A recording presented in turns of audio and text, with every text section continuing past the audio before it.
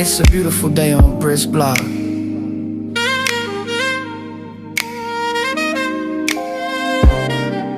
Go ahead, slide through. You right on time. Welcome to my neighborhood. Welcome to OnBrittsBlock. Come take a walk where love is loud and dreams can talk. Hey, yeah. Every step is soul inspired. We shine bright even when it's dark. Oh, hey, sunshine.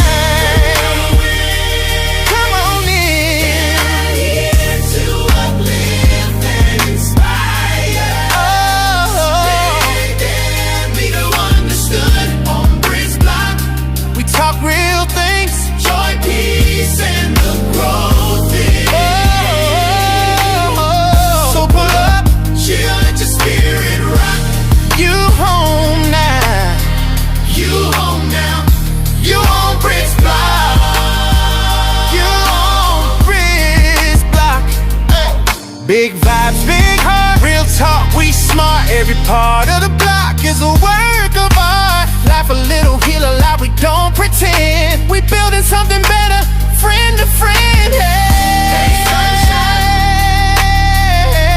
let the love and the light begin. Understood on Brit's block, where you belong. This ain't just this is your song. Hey, sunshine. Hey, my beautiful neighbor, welcome to OnBrittsBlock. I am Brit. Come on in. As you come in, though, make sure you hit that like button. Hit the like button to help me get in the algorithm and seen by more people. And then make sure, if you ain't hit the subscribe button, run on over there, hit the subscribe buttons, and then tell your neighbors, family, and friends to come on over to Brit's block. I got plenty of room. And make sure you turn on your notification bell so that whenever I upload a new video, you'll be informed. And if you like to be a blessing to my channel, you can at Cash App, $ on Brit's block. Again, Cash App, $ on Brit's block, or for super stickers, super thanks, super chats. And if you want to be a member, child, in it but $1.99. I got them memberships on sale for $1.99. So these are our announcements.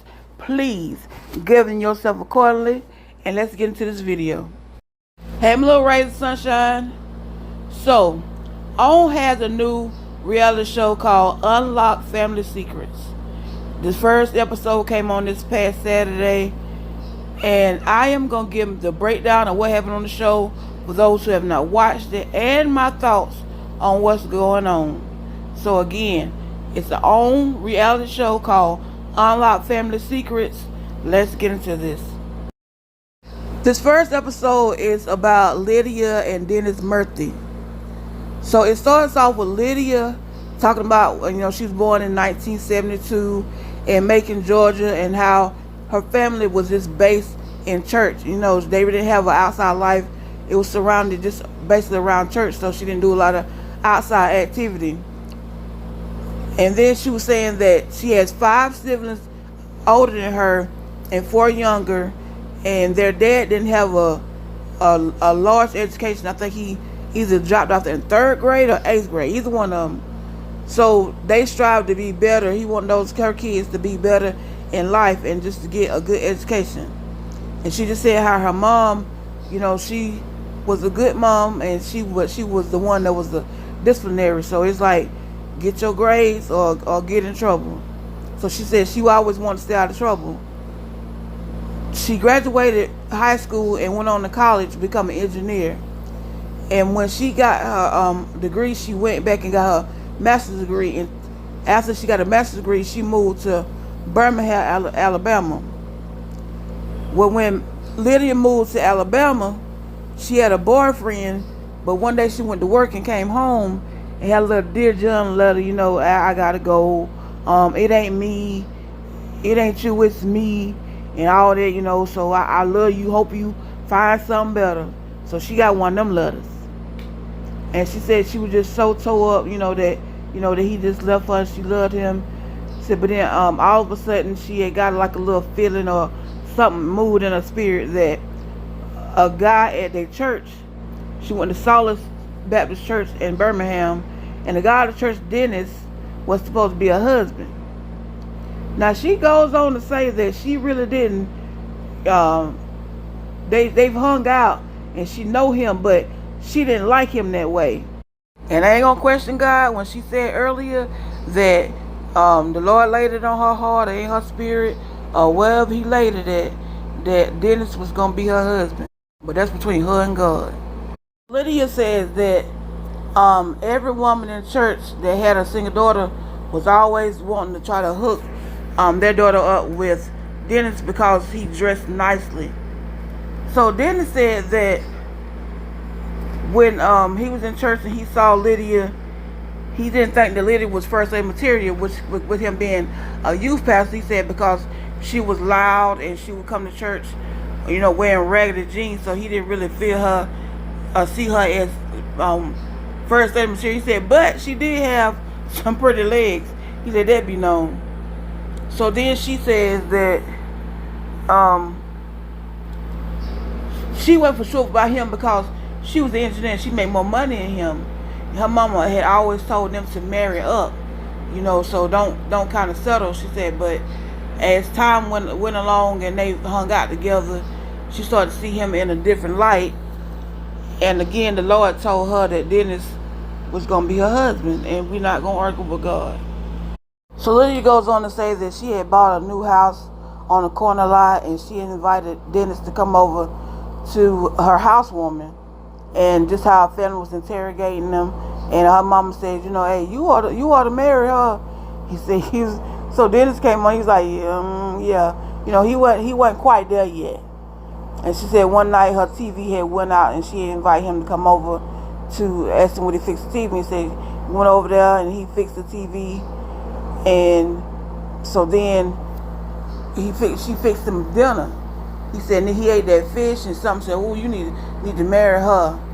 But then she was talking to her sister. She's like, yeah, we was together, and I didn't know, I wasn't for sure about Dennis, but something was just kind of stirring. I said it probably could have been gas, but whatever. But then she says that Dennis said, well, let's get married. And then he changed his mind. He tried to do that little Dear John too. And then she said she went home that night and sent up a little email to God and said, look, if this is the one for me.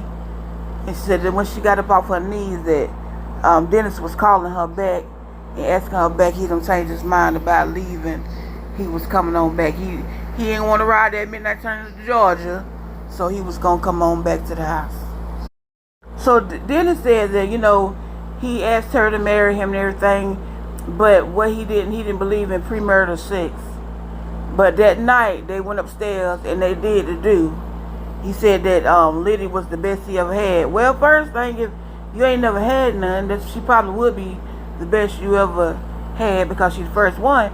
But didn't you just say that you don't believe in premarital sex before marriage because of God? See, they confuse me on their Christianity, but that's up debate with them and God. I ain't finna get into that one either.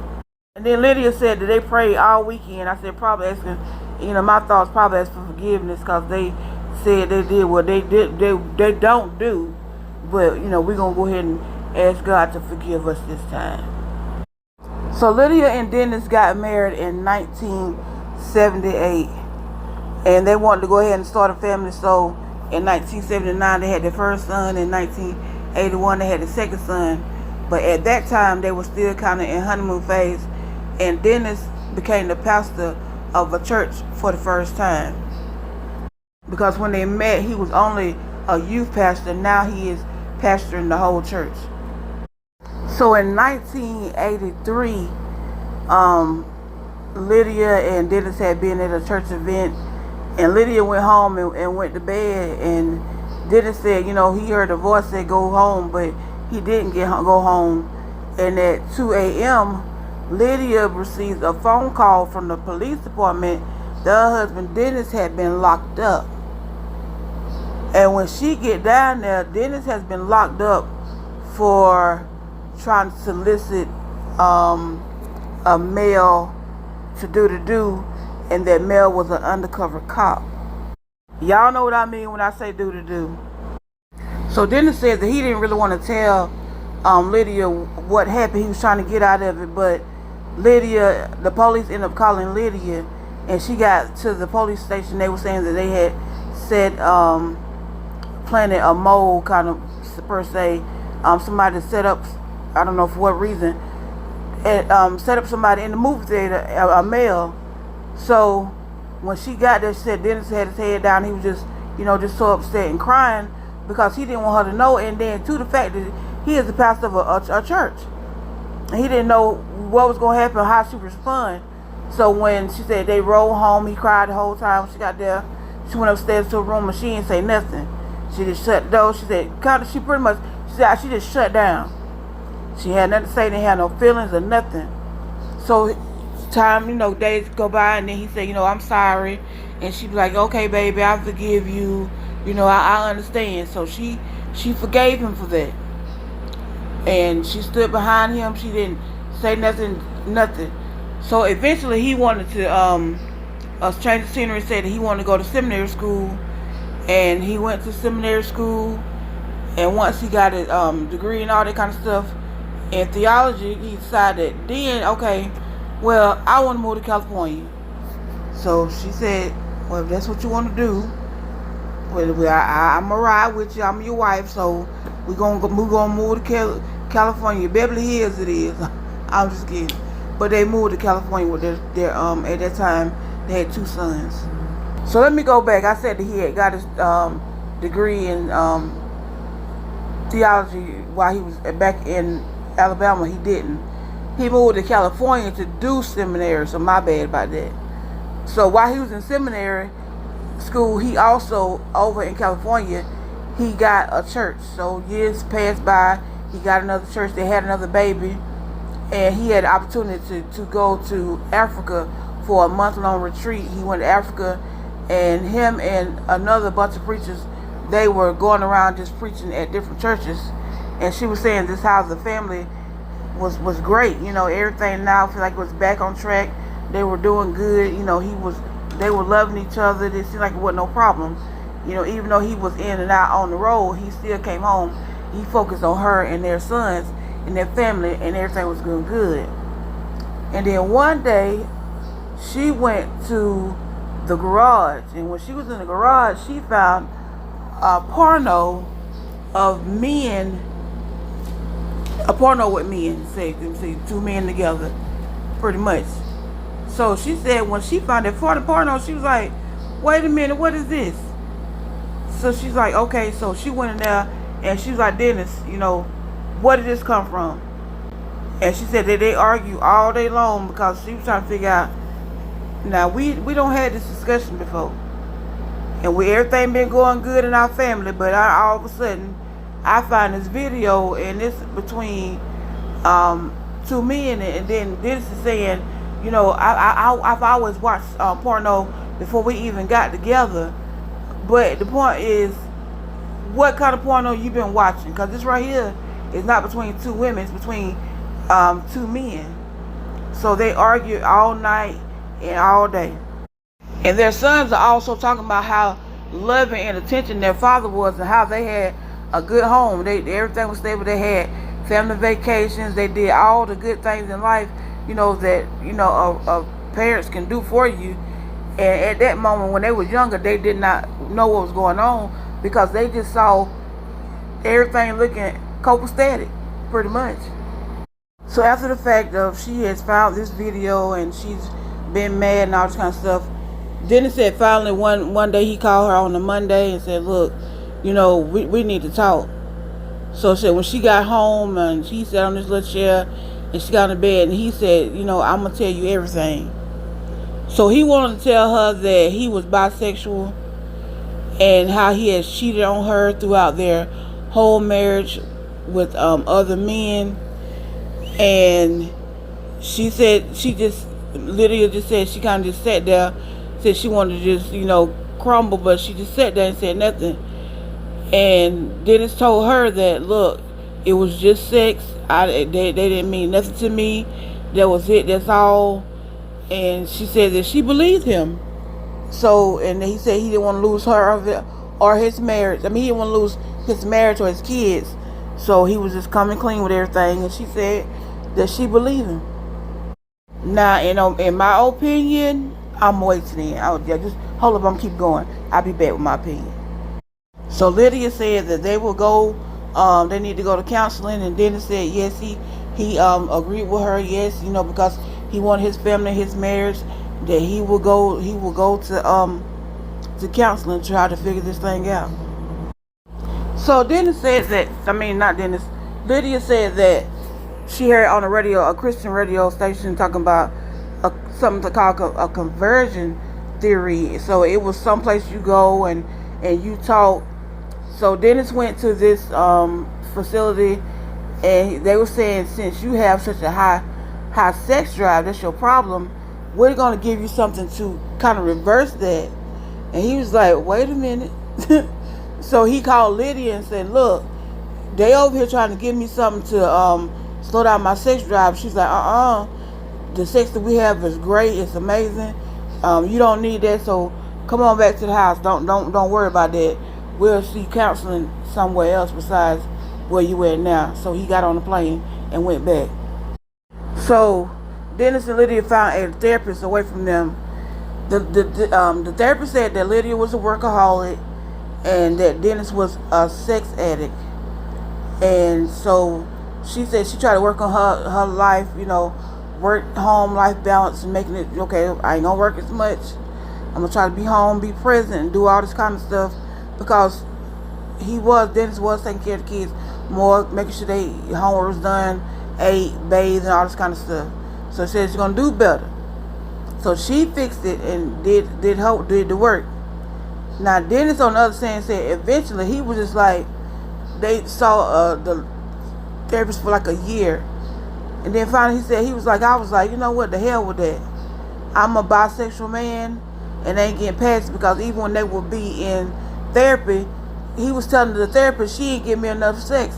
And she was like, how much sex do you need? Now dang, we don't did it from the windows to the wall. What more do you want? I mean, we 5 days a week, 365 days a year. By the time my insides are out. So come on now. So he said that he didn't mean to cheat on her, but he went back to doing the same thing with men. She didn't know. But then he tried to make it seem as though, people don't realize that, they try to demonize the cheater, but they don't realize how much we hurt for hurting that person. Well, if you hurting that person and you hurt because you're hurting them, won't you stop hurting them? Hello? God, I mean, so he's like, but he still didn't stop. He didn't tell her what he was doing, but he went back on the straight and narrow path. And he said, at the end of the day, he said, I'm just a hoe. And that came out of Dennis' mouth. I ain't say it. Dennis said that he was just a hoe. So Lydia said he hid what he was doing, and he hid it so much that she believed that, he was good. Said he believed that, he was being a great father and a great husband. So she didn't know, because she couldn't tell that he was out here cheating. So I don't know how he did it, but he poured the wool over her eyes. So some way it got around the church. They started gossiping and having rumors about the pastor being homosexual. And Lydia said one day a lady came up to her and told her, she said, your husband is a hypocrite. I saw him out with somebody such, and they was together, and he was the film, feminine and male, all that kind of stuff. He was the top.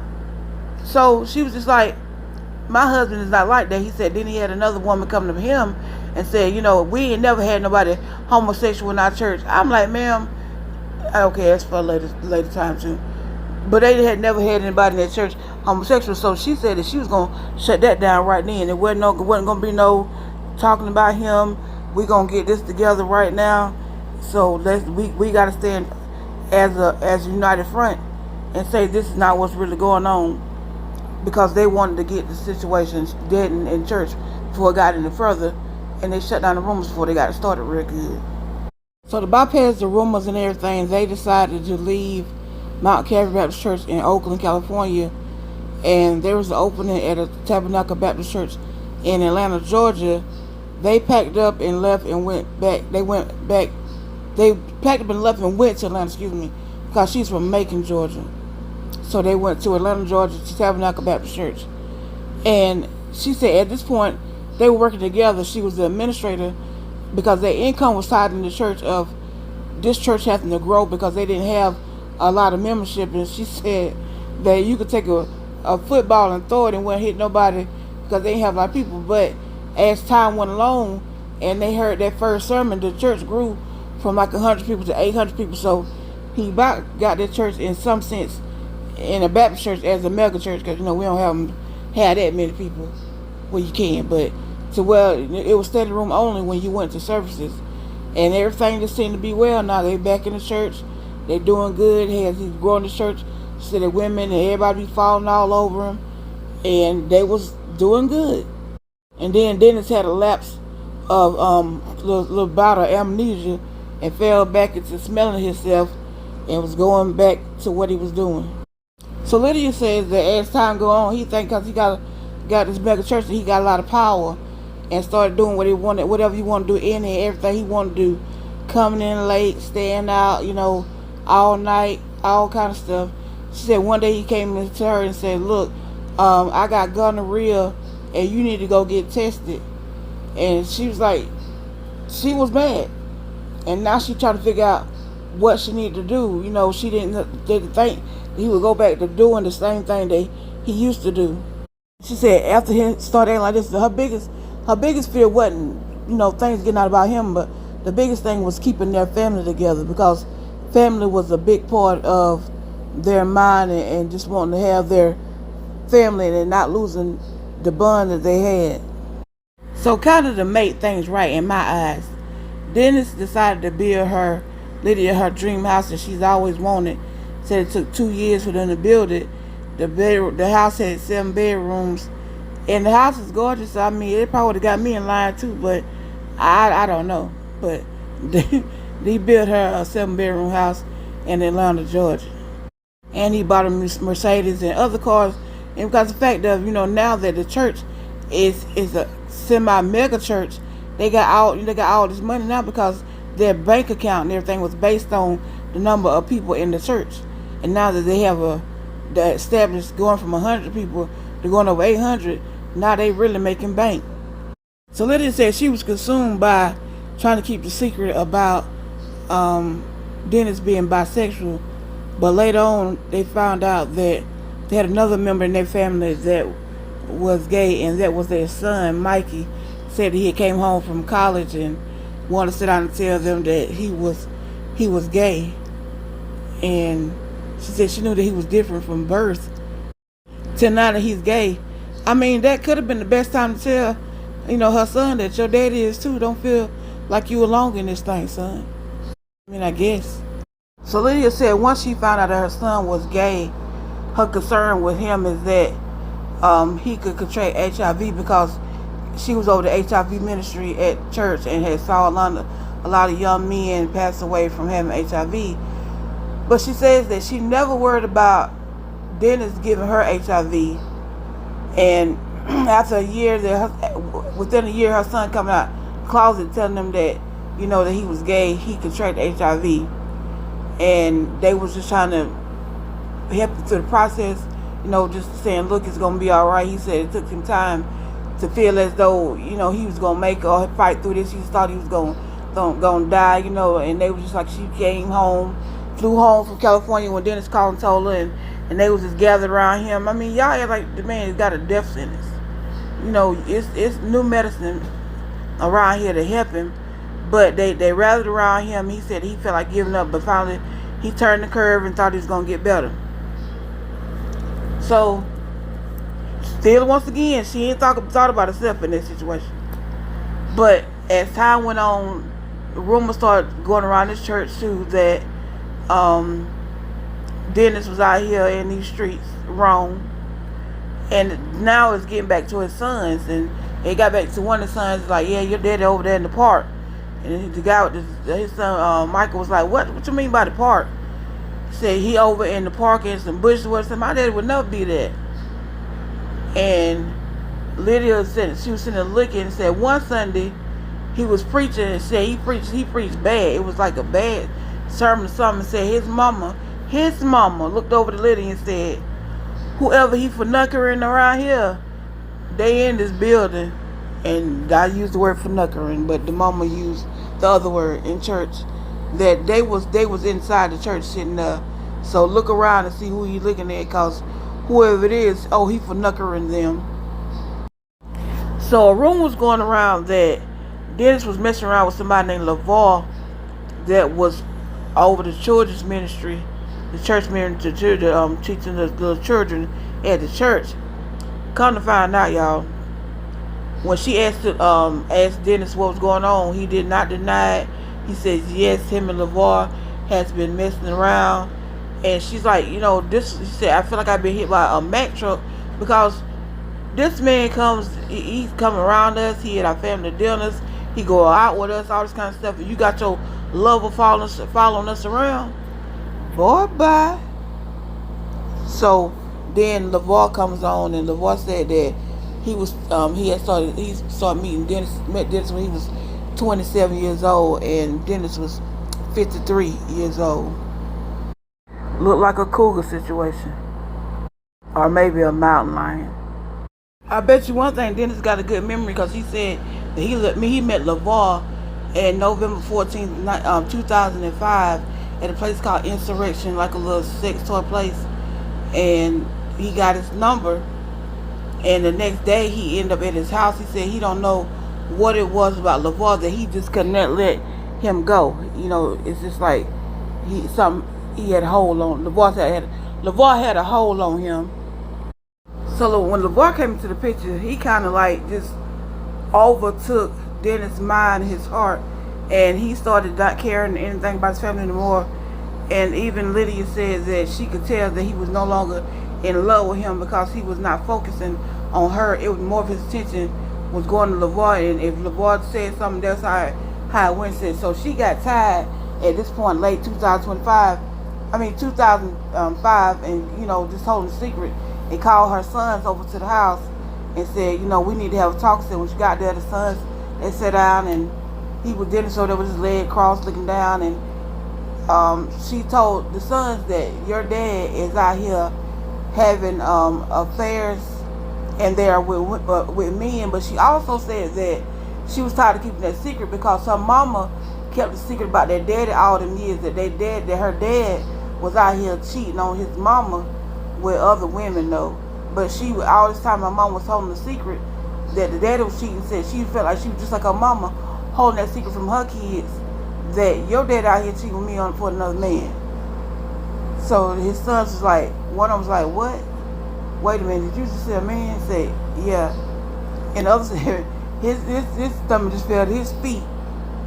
And they said that at that moment, once she told them that their dad was cheating on her with another man, it caused a rift in the family, which is understandable. That it caused a rift between the family. So once Lydia exposed that Dennis was gay to the sons, Dennis said that he met LaVar in November of 2005. 2006, they moved in together. And in 2007, Lydia filed for divorce from Dennis, and he moved in with LaVar. So Dennis decided that he was tired of being gay and hiding it and being undercover. So one Sunday morning, Dennis said, you know what, I'm tired of it. He said, everybody, y'all think I'm up here messing around with somebody, and I am. And so I want them to stand. LaVar stand up. So when LaVar stood up, everybody in church now know that he is dating LaVar. He said that some of the people sat down and they was like kind of like clapping, Pastor, we heard about it, and then some of the people left. But then it said that 85% at that time his church was gay. So it didn't really matter because when they left, Mo came back and joined because they already knew that he was gay. And then, you got to think about it. You in Atlanta, so it wasn't probably going to really matter. And as time go on, Lydia said she had to heal from this because, she was broken and hurt. But then she wrote a book called The Gay Minister's Wife. the gay pastor's wife. And so today she has healed, she has gotten over it. They ended with the family coming together and having dinner at Dennis and LeVar house, and she had made dinner and everything. Dennis was like, yeah, now I'm sitting between my husband and then my ex-wife, and we're still laughing and cordially together and just so happy. So she got past the fact that he, don't cheat on her and with another man, even the man that he cheated on her with that caused them to rift and break of their family. They able to get along now and just enjoy each other, and they said they just one big mixed family. So my opinion on this is that a lot of this is going on today. It's like this ain't nothing new. But I feel as though, and this is my opinion, when he done it to you the first time, shame on him. The second time, shame on you. And probably it wouldn't have been the third time, because her focus more so was not on my happiness or what makes me, productive in life, what's going to keep me sustaining life. Her happiness was keeping everybody else around her happy. She was not focused on her. One time Lydia was focused on her husband and her kids and my family, and she kept saying, I didn't want the family to fall apart. So and he played on that, because he would tell her, oh, I love you, I don't want to lose my family, I don't want to lose us. Typical what everybody else do. A man to play on your weaknesses. Whatever you keep telling him you want, whatever you want, they gonna play on that. So it was easy for him to say, okay, I love you, and I don't want to lose our family. You know how much I love you. And she kept saying, that their sex was amazing. Okay, but even in that does not bring love. It don't bring comfort. And he picked her up and took her all the way to California to still continue to do what he was doing. And she knew this. And then to come back to the almost one of the gay capitals of the world, Atlanta, and you still dealt with it. I have no problem with you being gay, but if you want to be gay, and I know that I'm straight. I don't want to be in a three-way relationship that I don't want to be in. I didn't sign up for this. So, it was good. It's good that he got out of the marriage, but to hold that secret from her all this time, he would come to her, yeah, baby, honey, you don't know how many times I don't cheat on you. And I'm like, in my mind too, was your eyes closed? What was he doing, or what was you doing that caused your life to be that busy that you couldn't see that your spouse was moving crazy? Because one thing I learned about men is men move different. When they doing good, one way. They start doing bad, they move another way. But it did come out in the open, that, hey, you gay, you don't move on about yourself, and him and LeVar are together and they're happy. Then it is what it is. But it's a lot of things. Even when the beginning, when she was like, yeah, I had a feeling that that he gonna be my husband. Now you said all at the same time, but you said this before. You said you didn't like him in the beginning, but then you get a feeling that it's gonna be a husband. Baby, that could have been the devil, a bad case of gas, a diarrhea, explosive diarrhea, ready to make a appearance. You have to, take your kids to the pool, and to say that that's God, because even a lot of things that y'all was saying, I don't believe in this, I don't believe in that, but y'all was still doing them. So did anybody really seek God, or did you just hone in on him because you were lonely, because you was in a relationship and that guy that you was with left you, and I don't want to be alone? But that's neither here nor there. But the whole story, the entire story, was that Lydia married Dennis. Dennis cheated on Lydia for years, and at the end of the day, Dennis ended up with LeVar, and Lydia is by herself. And the secret is that the secret is out that Dennis is a hoe. he's a minister hoe, pastor hoe. I don't even know if he's still pastoring or not, but I have to look that up. But anyway, y'all, that's all I got for you. I'll be back on next weekend with the next episode of Untold Family Secrets. All right, neighbors, that's all I have for this video. Don't forget to like the video. Again, like the video. Get down in the comments and let's talk about it. And don't forget about your earlier announcements. govern yourself accordingly, and y'all already know what to do. Let's have a wonderful day on purpose. You home now. You home now. You on Brit's block. You on Brit's block. Hey. It's always love on Brit's block. See you next time. Sunshine.